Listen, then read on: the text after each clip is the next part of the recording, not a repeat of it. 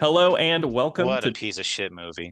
yeah, you can say that again. Hello and welcome to Drive and Double Feature Podcast. I'm Nathan, I'm Ryan. and this is the podcast where we talk about two movies a week every Tuesday and Thursday. But before we get into this shit movie, let's talk about our Patreon. Head on over to patreon.com/drive and double feature podcast, and you get fun conversations, you get fun games over there, and you help support the channel just for $5 a month. But no main show content is locked behind the Patreon. But getting into this Tuesday's movie, we are talking about A Sound of Thunder from 2005, directed by Peter Hyams, who we talked about very recently. I did not mean to do this. When I saw the director, I'm like, did Nathan pick this like solely because we just did a Peter Hyams movie like not that long ago? No, I promise you I didn't. It just things lined up like that. Yeah, so this guy, he directed Stay Tuned, but he also directed Busting. So we've covered two of his movies, now three of his movies. Yeah, Um, we liked the first two, I think. We liked Stay Tuned enough. yeah, Stay Tuned And was fine, and Busting I really liked. Bustin' we both enjoyed, yes. Yeah, but Uh this movie is it's a little different. It's a little different. Okay, so I should say this movie came out in 2005, but actually began production in 2001. And I guess getting into why I chose this, I was looking at a list of movies from the 2000s that were huge box office failures. And I was like, and I feel like I've read a billion of these lists, God, Battlefield Earth, Pluto Nash. Pluto Nash, just there's a lot of famous big bombs from that era, but one came up called The Sound of Thunder, and I had never heard of this movie. I didn't even know this movie existed. Have you heard of this movie?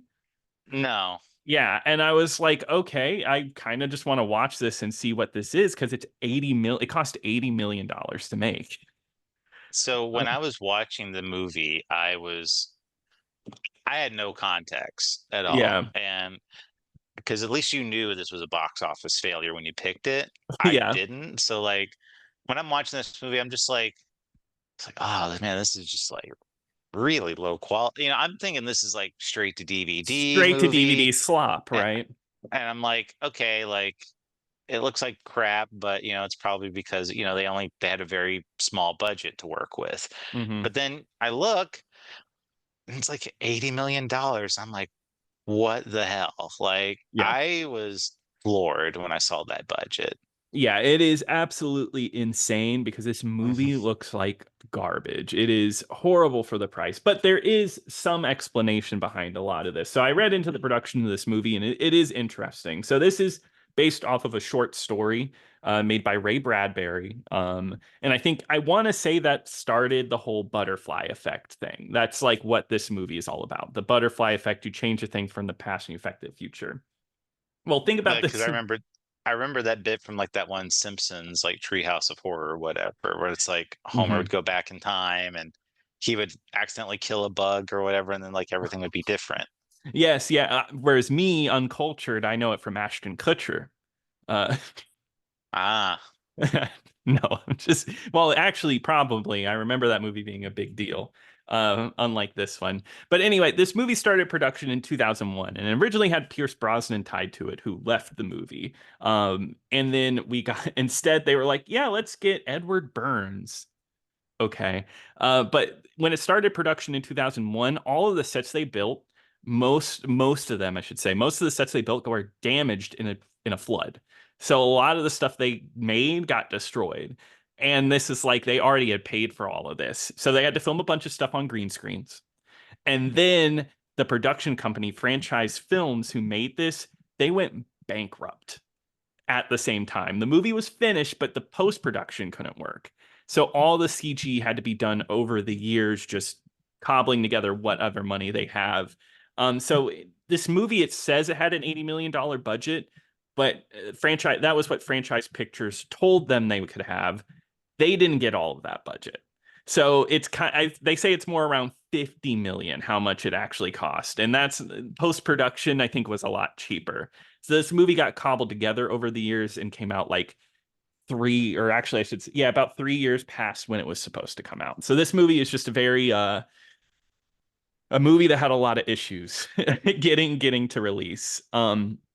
And That makes a that's little more sense. exactly. But I should still say, I don't think this movie needed to get a theatrical release. I know it was a loss of money, but this movie is just not up to quality for, I think Warner Brothers put this movie out. And I really think that was a bad deal. They could have straight to DVD'd this. It feels like it's an unfinished movie. It does. It feels like you're kind of watching like one of those rough cuts, like this is the rough cut of this movie. Because there's a lot of green screen, a lot of people talking on green screens, and it just looks bad. It's just not put together well.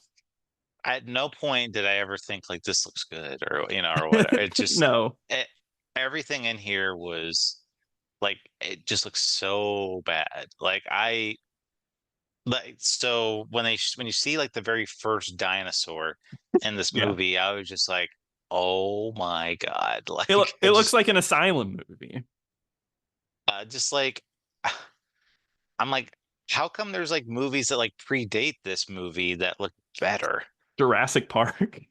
For Yeah, one, that does dinosaurs way better. And this dinosaur, I would even say like just like it looks like maybe just as bad as like a video game at that time. It's very just like like plasticky. PS1 game. Yeah, it's rough to watch. And that's the thing. It's the type of movie that needs a big budget, that needs a good CGI team, because this movie is super sci-fi, very much about creatures, because it's about Edward Burns, who's a scientist, along with his financier, Ben Kingsley, who's horrible in this movie, by the way. At least he looks like Oh, he's having fun, but he's doing a horrible job. he's not good in this movie, and No, no one he's is. got like this really bad hairstyle too. What was that? Oh my His God. it's just like really bad white hair wig, and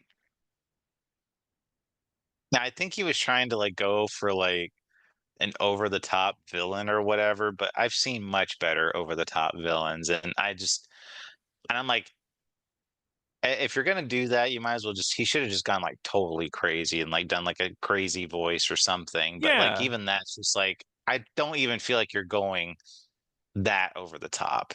Yeah, he's not doing enough. Yeah, It's and not then like him from like it's not like him from that movie Sexy Beast or whatever, where he's just like screaming at the top of his yeah, lungs and like it so. yeah, so it's just like it's not enough, right? Like to at least get a like, oh, that's a memorable performance. And it just doesn't help the movie. But anyway, these two run something called a time safari where you can go back in time and you hunt a dinosaur, but it's all planned out. So they have a path and you can only go on that path because if you touch anything, destroy anything, it could affect time, the butterfly effect. Um, and let me say, Edward Burns is the lead of this movie. Once again, horrible. Just like such a plain performance. Nothing interesting. So here's the thing: even if this movie didn't have money, I'd still think it would have been or if this movie had money, it would still would have been a pretty awful movie.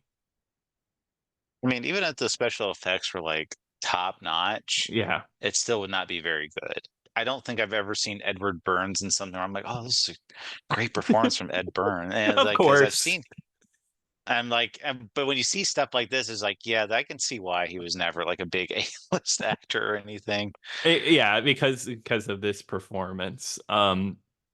But yeah, so they bring people along, and there's these two people they bring where one's really scared and the other one's kind of like a mean guy, and they have this joke the whole time. He's like, you got balls if you, because he's scared. He's like, if you do this, you got brass balls. Really odd stuff.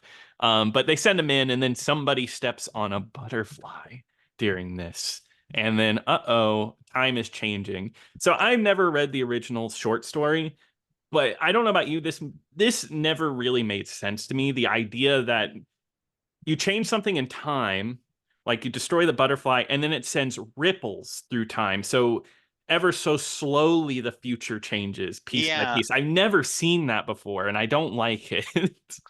I don't like that either because I was kind of expecting it was because I guess because they wanted some type of urgency to the Hmm. movie because anytime I've seen a movie where they do something like that or a TV show, it's like all the changes have already happened.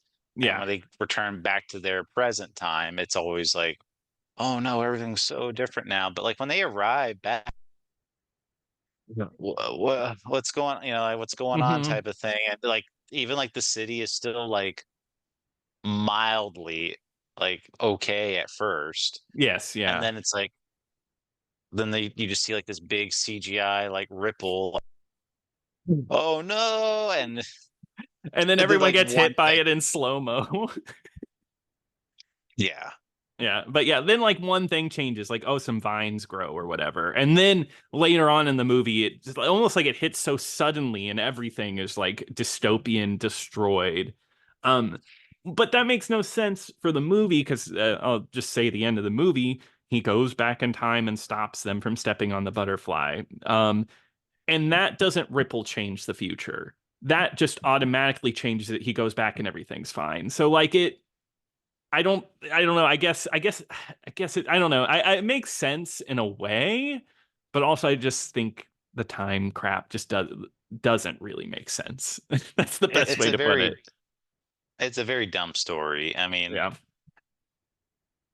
I do like so there is like the main like female scientist who she created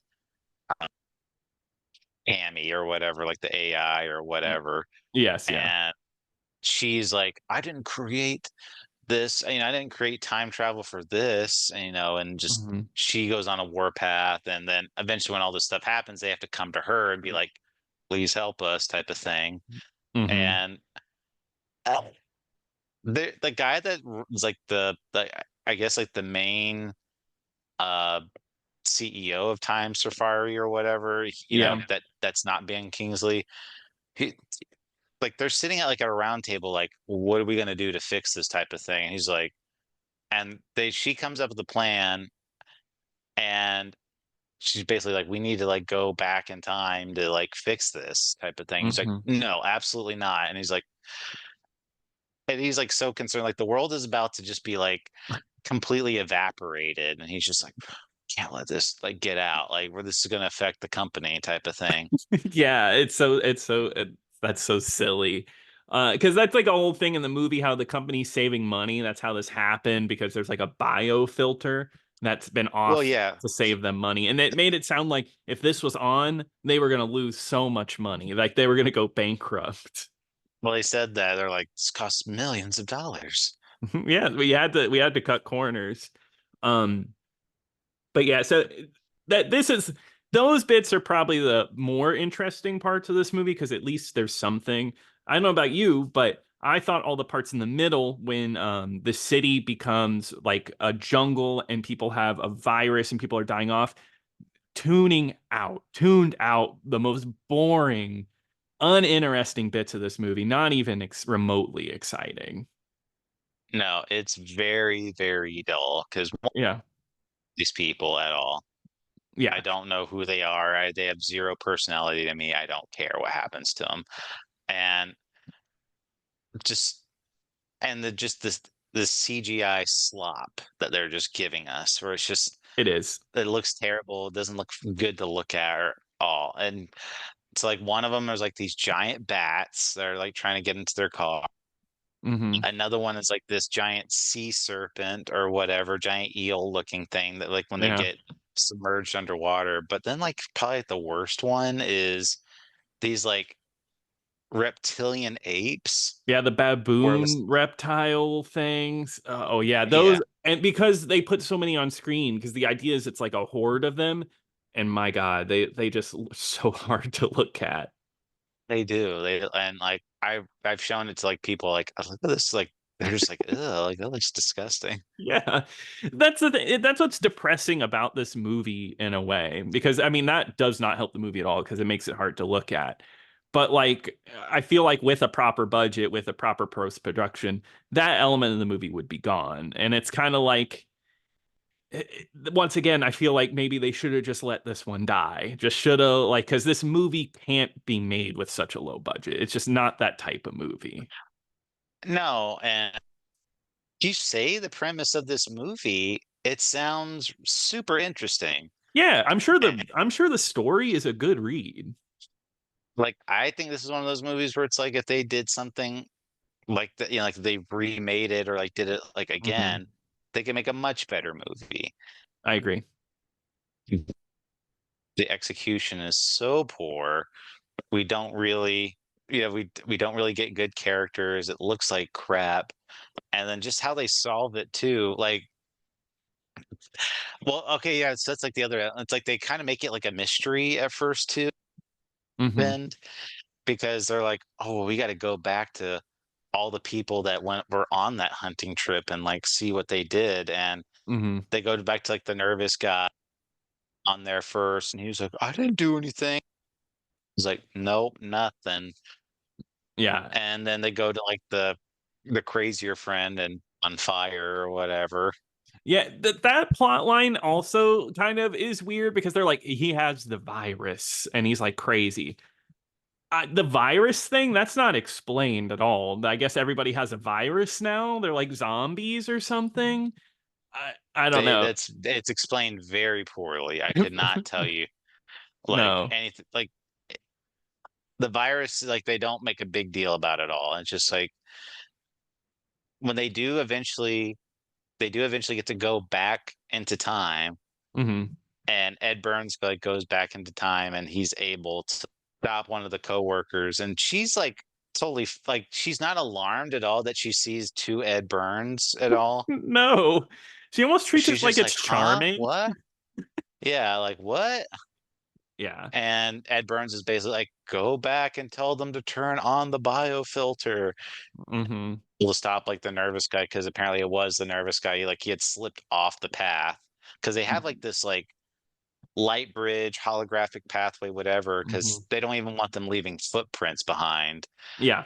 And but yeah, apparently he like slipped off the path and he like stepped on the butterfly. Like even in the beginning of the movie, like they all have guns and stuff, Hmm. and they don't even let them use the guns because they're like, no, we don't turn on the guns until we're ready for it. Yeah, they're very careful. That's like the whole thing about this movie is that, like, I guess kind of like chaos theory, like, something's bound to go wrong eventually, and that's what happens here. And they have it planned to a T, but he just stepped off the path, and that just changed the whole course of history through ripples. Um, And because he did that, like somehow he stops him from stepping off, and then like the future Ed Burns like disappears, like he just he evaporates. That's right, because I guess it right. doesn't exist anymore. And he comes back, and everybody's like fine with it. They know what happened to the guns. Is it? I guess if anything, it's that guy's fault who he stumbles and he destroys the gun, so the gun can't shoot the T-Rex at the right time, so it causes the whole scuffle. So if anything, it's his fault, and he needs to get fired for accidentally damaging the gun to not shoot. Right. Yeah. Did I can't remember. Did anything happen to Ben Kingsley at the end? I don't think so. I think he kind of gets treated like, oh, you buffoon. He kind of like he's like, oh, you need to turn on that biofilter. Make sure to do that. And he's kind of like, okay. But I don't think any because this movie would do Well, that, right? Where he like gets like strung up or something. well, I mean, like I think like they go in there and they say like they have like recordings or whatever of what happened, Yes, and like yeah. we're going to use this to bring down time safari, but you don't see any of that stuff at the end. No, and I understand why. I'm glad the movie Mm. Do you ended. I think they still did think that? Like, do you think they were doing that in case there's a sequel in mind? I could see it. I'm sure this movie was set up to have a sequel. I mean, we talked about this a little bit. You're the one who showed me this, but this has a video game adaptation for the Game Boy Advance. So they had planned something big for this. It had an Xbox PS2 game as well, but it was canceled. So they had plans. I so when I showed that to you, I looked and like there are people like that speak fondly of that game. They're just Uh, like, I remember playing it as a kid. It was so much fun. I bet you it's better than this movie. A lot of things are. I looked at it didn't look terrible, but it looked like I mean, it's just like a run and gun, like you run around a map and shoot dinosaurs. And that sounds kind of fun to me. I don't know. That doesn't sound bad. So Where I was like, I that. Probably better than I'd probably have a better time than watching the movie. Yeah, because this movie is a drag. It is a movie that deserves its bomb status. It is a sad movie, but I just, as far as like production goes, but I mean, that's no excuse. It's still not a very good movie, even with bad special effects. It's just dull and I've forgotten for a reason, right? I think this movie is easily forgotten for a good reason. Yeah, I mean, I'm a little more empathetic to it, like when you were Hmm. telling me like the story of like, but still, this movie should not have been a theatrical release. Like No. it should have just gone straight to DVD or just not even released. Like and just be like, okay, let's just try again. Like we'll wait until we get more money or whatever. But I am assuming like they had to do it. It, it should never have been like a box office bomb. It should have just been like a movie that came out on DVD. Thought about ever again. Exactly. Instead of a movie that came out in the theater and no one never talked about again. Because it's weird. I think a movie with this kind of story and this bad, it would be way more notable as like a worst of all time. But I guess it's not notable at all because neither of us had ever heard of this. And I'm sure you've seen plenty of box office bombs list in your life. I mean, I'm like trying to even think if I even remember it being in theaters at any point. 2005, I would have known too. But I mean, it made $11 million. So people saw it. Some people saw it, yeah. Which I'm so sorry for those people. I guess just that do not recommend, do not watch, even if you're curious. Yeah, I just can you imagine? Like, imagine if you went to like a movie like that today where it's like for like the first time and you're just like, oh my God, like that looks so bad. Like, what would you That's even think? Like, would you just think like I'm gonna be in this for the long haul, or you just be like, I don't know. um Ryan, I see every new Marvel movie. That's pretty much every Marvel movie now. Yeah, Damn. calling them out. No, but I mean, knowing me, I probably would have stayed. I feel like I've stuck to too many movies at the theater, but I would have been like, oh my God, I can't believe I got a ticket for this movie. I can't believe I'm seeing this right now. I would have thought that like after if I had to pay money to like watch that, I would have been like, I can't believe I just wasted this movie. It's just a waste of time and a waste of money for sure. Um, Hmm. but I think that wraps it up for this one. But Ryan, remind us, what are we covering on Thursday? Well, Nathan, we're going to be talking about 1989's Intruder, and that is free on. Awesome. Well, I'm excited to watch that one. And if you want to email us, you can email us at driveanddoubleFeaturePodcast@gmail.com. You can also head over to Patreon, help support us over there, and like, comment, whatever you can do on whatever platform you're listening to this on. But until next time. Until next time.